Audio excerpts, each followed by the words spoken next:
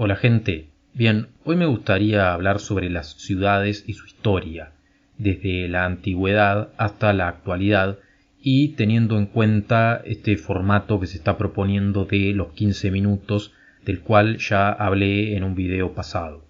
Bien, lo primero que podríamos hacer es definir rápidamente lo que es una ciudad, y básicamente es un asentamiento donde hay aglomeraciones humanas y se llevan a cabo diferentes actividades. También podemos tener en cuenta que la actividad vital en general es la más importante de todas. Si ya hacemos un repaso histórico, podemos decir que en la antigüedad los primeros asentamientos simplemente reunían varias viviendas improvisadas. Normalmente todo esto tenía una función defensiva, por lo tanto también se solía rodear a estas ciudades antiguas con murallas, y a medida que se fue perfeccionando el desarrollo de las ciudades, se fueron, por ejemplo, tomando en cuenta cuestiones cosmogónicas y cuestiones religiosas. Por ejemplo, aparecieron los templos como algo muy principal, normalmente sobresalían en altura y además muchas veces se ubicaban teniendo en cuenta los astros. También eran importantes los puntos cardinales, como por ejemplo los tenían en cuenta en Egipto. Se puede decir entonces que en Sumeria, en Egipto y en Jericó podemos tomar ejemplos de ciudades antiguas con estos formatos a los que me estoy refiriendo. Posteriormente, en las típicas categorizaciones que podemos encontrar, está la etapa clásica, que incluiría todo lo que se hizo en la antigua Grecia y en Roma. Una de las primeras cosas que se puede observar es que continúa la idea del templo como algo importante que tiene que sobresalir en altura. Es llamativo que en Grecia los edificios no es que fueran muy altos, pero sí se ubicaban en un terreno alto, las llamadas acrópolis o las partes sagradas. Y una prueba de esto puede ser la actual Atenas, en la cual el Partenón todavía a día de hoy es visible desde muchos puntos diferentes de la ciudad. Además sabemos que en la antigua Grecia se le prestaba atención a las cuestiones filosóficas y también a las racionales, y esto también lo plasmaron en las ciudades y por lo tanto utilizaron todo lo que son las tramas ortogonales o cuadriculadas básicamente, de manera que ya ordenaron ese conjunto de viviendas y edificios, ya los ordenaron de una forma cuadriculada. Otra cosa que llama la atención de Grecia es que tenían el ideal de ciertos espacios que tenían que servir para el desarrollo humano y por lo tanto tenían, por ejemplo, el ágora, en donde se reunía la gente para diferentes tipos de actividades como el debate político, la participación política o también el comercio o simplemente la interacción con otros ciudadanos. Además de esto también sabemos que había teatros, gimnasios, bibliotecas. Es decir, eso es bastante interesante, el hecho de que tuvieran en cuenta necesidades humanas que fueran un poco más allá de las necesidades vitales básicas. Otro aspecto interesante es el de la monumentalidad, o sea, empezaron a tener grandes edificios que además representaban algo identitario. Y también puede ser interesante su relación con el espacio, como con el espacio natural. Como dije recién, ubicaban por ejemplo ciertos edificios teniendo en cuenta el relieve del terreno. La ciudad romana heredó muchas cosas de la ciudad griega, por lo tanto también eran, tanto en los dos casos, en el griego y en el romano, los dos casos eran ciudades amuralladas. Mantienen la idea de espacios urbanos donde la gente se tiene que reunir, por ejemplo en este caso era el foro. Y hay que tener en cuenta que cuando Roma ya pasa a ser un imperio, muchas ciudades conquistadas de todas maneras no tenían las características, por ejemplo, de la ortogonalidad y en muchos casos no se podía, y esto es interesante, no se podía cambiar toda la estructura básica de la ciudad, por lo tanto también hubo muchas mezclas. También tenemos que tener en cuenta que Roma avanzó mucho con el tema del derecho y por lo tanto a las distintas ciudades, por más que tuvieran diferentes características, se les trataba de llevar leyes urbanas que más o menos respetaban todas las mismas ideas. Otra cosa que llama la atención es cómo desarrollaron los acueductos, que en muchos casos ustedes saben que las construcciones que se encargaban de todo eso aún siguen en pie. Ahora, otro punto interesante que hay en este proceso histórico es que cuando ya Roma entra en decadencia, precisamente la ruralización comienza a ser una opción que va dando camino a lo que posteriormente pasa en la llamada Edad Media. En el caso de la Edad Media, las ciudades también eran amuralladas por motivos defensivos, además de que también lo eran por motivos económicos. Se puede decir que eran lugares prósperos económicamente hablando, sobre todo por la cuestión del campo, de las plantaciones y de lo rural, y también de lo artesanal. Y relacionado con todo esto, se puede decir que mantuvieron la idea de un espacio de interacción común de los ciudadanos, que en este caso era la plaza central. Además, los templos en altura, como bien sabemos en el caso de las catedrales, se mantienen, y también estaban los castillos, que en todo caso si tenían altura era por motivos defensivos, pero eso también es interesante porque se relacionaba a la ciudad con el terreno. Como ustedes se pueden imaginar, en la mayoría de fuentes oficiales se habla de las ciudades medievales como lugares sucios, insalubres, donde además los incendios eran frecuentes y era hasta peligroso vivir, y habría que hacer una revisión, como siempre digo, con respecto al tema de la Edad Media. También en esa misma etapa estaba la ciudad islámica, que también era amurallada, y tanto la ciudad cristiana como la islámica rompieron con la idea de la ortogonalidad. En este caso las dos ciudades eran más bien, a ojos actuales se podría decir, desordenadas. En ese mismo tiempo, como se pueden imaginar, también se estaba desarrollando en América la ciudad precolombina, que también tenía la característica de tener templos en altura, y además esos templos también eran monumentales, lo cual hablaba de una identidad. Y en cuanto a la llamada planificación urbana, era como una mezcla, porque a veces nos podemos encontrar algo de ortogonalidad mezclado con modelos más bien desordenados o desestructurados. Otro punto en común con ciudades antiguas europeas o asiáticas es el punto de ubicar, por ejemplo, los templos teniendo en cuenta el sol, teniendo en cuenta fenómenos astronómicos o los puntos cardinales. Más adelante, en Europa, sabemos que llega el Renacimiento, que pretende generar un resurgir de ideas clásicas, y en ese sentido se desarrolló un humanismo, la idea de que el hombre es la medida de todas las cosas. Se mantiene entonces la idea de un lugar común donde interactúen los ciudadanos, que vuelve a ser el ágora griego. Ejemplos de estas ciudades renacentistas pueden ser Venecia o Florencia. En esa etapa también se da una característica interesante, que es el hecho de que comienza a incrementarse la población y se empiezan a desarrollar las primitivas industrias, y esto ya va generando ligeramente un cambio en las ciudades, sobre todo por la necesidad de nuevos asentamientos urbanos que no siempre surgían muy bien planificados.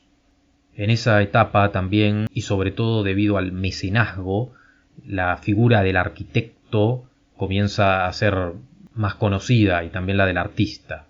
Poco tiempo después, en el barroco, surge la idea de la ciudad como algo importante para el Estado, como un punto además importante para una nación. Incluso ya se podría hablar en esa etapa de ciudades con funciones administrativas. Recordemos que estamos en una etapa en la que se va tomando la idea de las naciones y por lo tanto comienza a surgir una organización moderna. Mientras tanto, en América surgían las ciudades coloniales, y también se puede hablar de planeamientos urbanos ortogonales, ordenados, cuadriculados, donde además continúa el asunto de tener puntos de reunión ciudadana, que en este caso eran la plaza de armas. También era importante para las reuniones de los ciudadanos el cabildo, y tanto a la plaza de armas como al cabildo también le podemos agregar como puntos importantes obviamente la catedral, con lo cual continúa el tema del templo en altura, y además las fortificaciones defensivas que en ese momento eran necesarias para evitar los ataques de indígenas. Habiendo pasado algún tiempo, ya las ciudades comienzan a convertirse en ciudades industriales. Cuando las industrias comienzan a ubicarse en las periferias de lo que habían sido en un principio las ciudades coloniales, alrededor de estas industrias surgen nuevos asentamientos, nuevos barrios, que en muchos casos fueron bastante improvisados y no se dieron de una manera ordenada.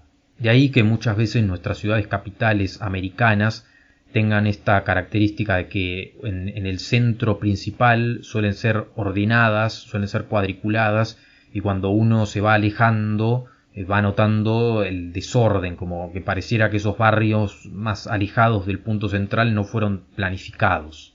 Y efectivamente no fueron planificados, surgieron más bien improvisadamente para los trabajadores. Otro aspecto que surge desde la etapa industrial en adelante, muy importante para el cambio en las ciudades, es todo lo que tiene que ver con el transporte. Ustedes imagínense que ha habido etapas en las que el ser humano a las calles simplemente las caminaba, pero no tenía otros medios para transportarse. Cuando surge el automóvil, por ejemplo, eso no solo tiene una utilidad práctica, sino que también determina la manera en la que nos tratamos las personas cuando vamos por la calle. La realidad es que de la etapa industrial todavía a día de hoy tenemos aspectos presentes en la mayoría de nuestras ciudades. Y por cierto son bastante difíciles de solucionar porque la ciudad ya tiene una infraestructura y una fisonomía instalada. La edad contemporánea, es decir, la etapa actual, tiene mucho en común con la etapa industrial. Las ciudades pasan a tener mucha importancia según su tipo de producción, su tipo de mercado. Además, como ustedes lo pueden notar tanto en la etapa industrial como en la contemporánea, se pierde la importancia tanto de estos templos en altura, de los que veníamos hablando, como también del punto de confluencia de los ciudadanos. De hecho, claramente en la etapa en la que estamos, el templo en altura es eclipsado, por ejemplo, por edificios de oficinas o también otros edificios con publicidades para consumir y cosas por el estilo. Además, definitivamente se asentó el uso del automóvil, en algunos casos de manera masiva. Por otro lado, definitivamente los barrios más alejados de los puntos centrales ya pasan a ser un conurbano definido, un área metropolitana, en donde a veces se ven muchas diferencias, un contraste muy grande con lo que se ve en los puntos centrales. En esos puntos centrales, además, suele aumentar mucho el precio de los alquileres, con lo cual se puede hablar también de la ciudad como un negocio en sí misma. Es cierto, además, que cuando las ciudades son muy grandes, suele ser difícil llegar de un punto a otro de una forma rápida, y eso afecta a funciones comerciales, administrativas o laborales. También es cierto que muchas veces nuestras ciudades, producto de toda esta historia que estamos repasando, pueden haber quedado mal distribuidas, con mucha gente en algunos puntos y muy poca en otros. Además, otra cosa que suele estar mal distribuida es la distribución del suelo, es decir, hay algunos espacios que tienen mucha industria y muy poca residencia o mucho comercio, o sea, muchas veces podemos ver un desequilibrio entre partes. Se supone entonces que aspectos importantes en nuestras ciudades contemporáneas son educación, cultura, culto, o sea, religión, salud, comercio, comunicaciones, administración, recreación y servicios urbanos. Hay que tener en cuenta también que estas ciudades ya tienen, como dije antes, una fisonomía definida, ya tienen toda una infraestructura para funcionar de una manera. Y a esto también hay que sumarle como un aspecto de la ciudad contemporánea que en gran medida perdió ciertos ornamentos, o esto de la monumentalidad que hablábamos antes, perdió cuestiones que le dan identidad a un lugar y en muchos casos se convierte en un espacio donde más bien abunda lo utilitario y por lo tanto va perdiendo toda la cuestión del ornamento, del decorado. Ahora, frente a muchos de estos aspectos que estamos hablando, ya ha surgido en otra época una camada de arquitectos que pensaban en posibles modificaciones para mejorar a las ciudades, sobre todo todos los que fueron los arquitectos racionalistas, como por ejemplo Le Corbusier. Este tipo de arquitectos pensaban mucho en la funcionalidad, tanto de los objetos como de la arquitectura y también de la ciudad, y en muchos casos diagnosticaban cosas que eran correctas, porque por ejemplo ellos notaban que nuestras ciudades se estaban convirtiendo en algo caótico y querían realizar ciertas modificaciones para prevenir que el problema se hiciera mayor. Eran capaces de notar, por ejemplo, que nuestras ciudades lentamente iban desarrollando una crisis de humanidad por tener ciertos desequilibrios como los que mencioné antes en el video. Ellos hablaban de funciones vitales como por ejemplo la residencial o el ocio, trabajo, desplazamiento y patrimonio histórico. El tema del desplazamiento me parece muy importante porque lentamente las ciudades, como dije antes, perdieron esos puntos de reunión y más bien son espacios donde la gente se desplaza para llegar a algún otro punto. Ya en esta etapa racionalista y funcional se querían achicar los desplazamientos, por ejemplo, para la gente que tenía que llegar al trabajo, que en parte puede ser algo positivo. Además, veían como algo importante una mayor presencia de áreas verdes.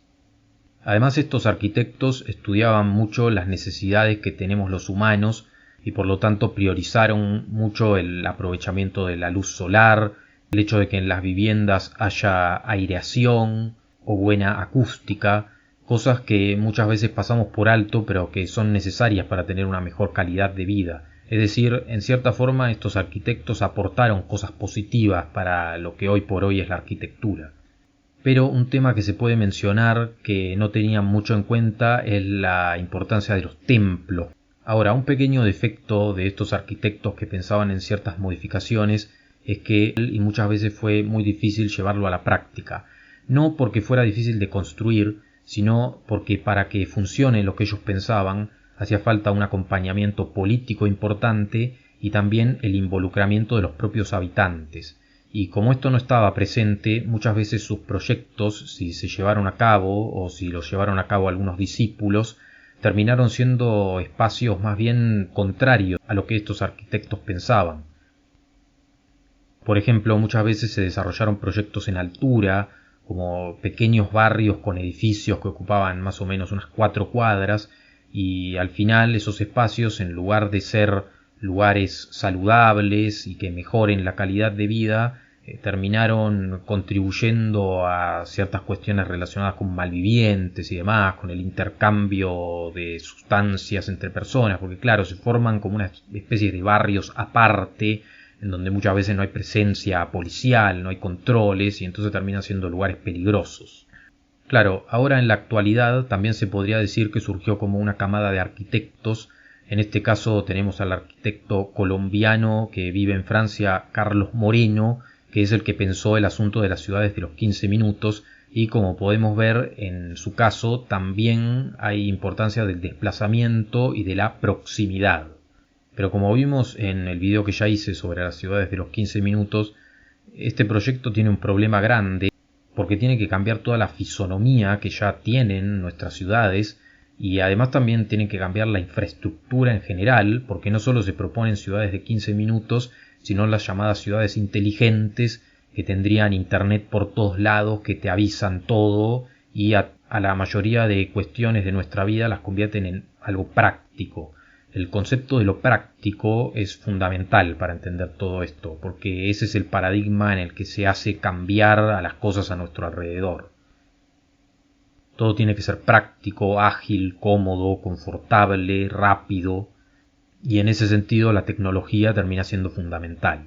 Todo esto terminaría siendo entonces una especie de ciudad digital, que por ejemplo nos daría la ventaja de cuestiones de aparcamiento, tráfico, transporte público, alumbrado o gestión inteligente de residuos. Obviamente todo este tipo de proyectos tiene el apoyo de la Organización de las Naciones Unidas y con el objetivo número 11 de la Agenda del año 2030. Además, en su propia página explican que la idea sería llevar todo esto a cabo en esta década del 20 al 30, al año 30, y a esta década le llaman la década de acción porque quieren hacer todo de manera urgente y ambiciosa. Seguramente ustedes saben que es muy probable que los intendentes de sus municipios no hayan asfaltado las calles en años, pero si reciben órdenes desde afuera seguro van a cambiar todo para satisfacer los ideales de estos tipos. Además llama la atención cómo en las páginas oficiales se habla directamente de que este tipo de gobernanza es la gobernanza adecuada y que entonces en nuestras ciudades debemos cambiar. Dentro de esos objetivos de gobernanza urbana aparece el lograr 0 emisiones con respecto a todo lo que tiene que ver con el medio ambiente y de alguna manera también meten cuestiones de género, porque de alguna forma hay que meter eso. De manera que como conclusión lo que puedo decir es lo siguiente. Vimos que los templos en altura fueron algo importante durante gran parte de nuestra historia y podemos ver como un signo de nuestro tiempo que ahora están eclipsados. Por otro lado, también hemos visto cómo era importante la ornamentación y el decorado, y con el utilitarismo actual todo eso se perdió.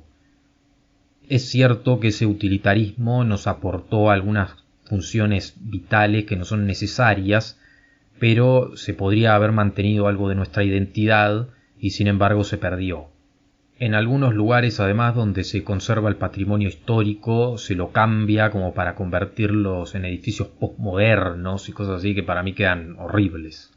Por otro lado, también vimos que es verdad que arrastramos problemas en nuestras ciudades que hacen que se nos complique el desplazamiento y la agilidad, y pueden existir sugerencias de cómo mejorar, pero especialmente en esto de los 15 minutos, la idea de una ciudad policéntrica donde se llegue a todo en ese radio de 15 minutos, tendría que ser un plan para nuevas localidades, para nuevas ciudades, pero veo totalmente imposible que se pueda cambiar toda la fisonomía y la infraestructura de las ciudades para llegar a ese ideal.